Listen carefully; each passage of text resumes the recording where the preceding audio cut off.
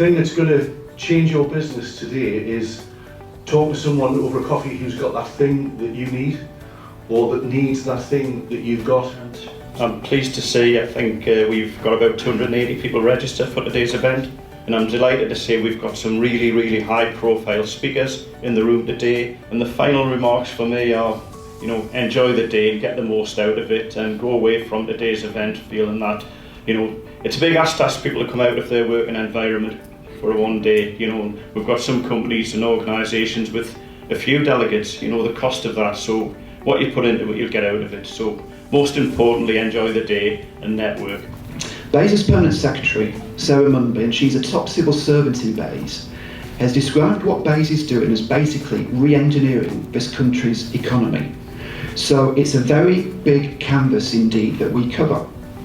I hope by the end of my speech I have demonstrated a little of how my government department is helping businesses and communities sit within the wider business sectors group, and that covers teams such as aerospace, advanced manufacturing and automotive, amongst others.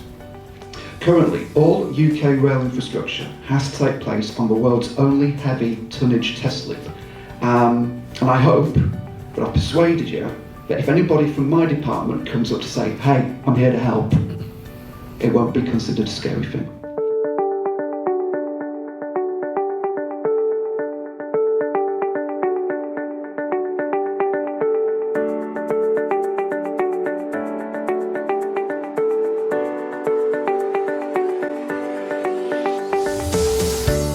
We've been around for almost 20 years, providing product development and manufacturing solutions.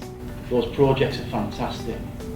Come on guys, how can we link into that?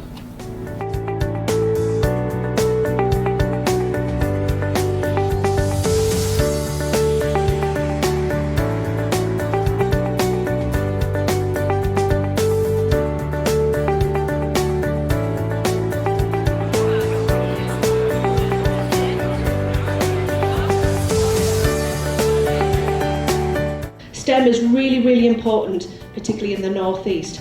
If you look at all of our key priorities and sectors, you know, it's all advanced manufacturing, it's all health sciences, it's all digital. Saying, you know, we have some solutions. There's a lot of work, as everybody said, a lot of challenges.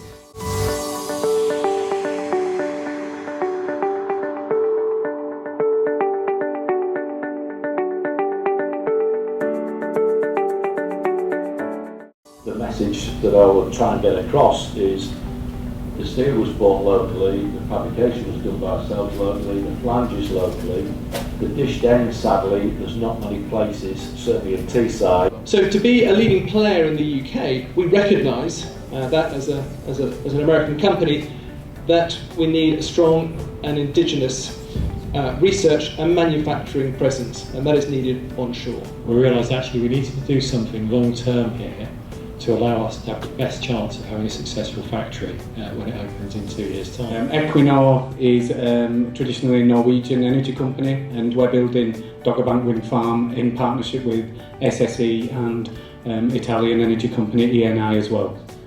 I'm looking for say 60%, so you've got to be able to partner up with someone, and I think that's where I hopefully can come in. I'm more than happy to engage with anyone that wants to bother me on what they offer, and I'll try and sort of set the right scene in where I think you can possibly fit inside Sophia.